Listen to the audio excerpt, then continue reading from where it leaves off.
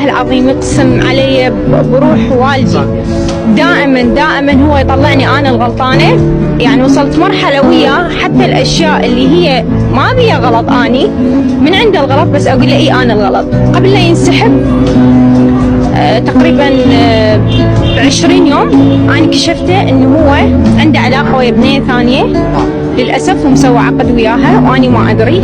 بس من عرفت وقال انه هي صديقتي برر الموقف وسامحته.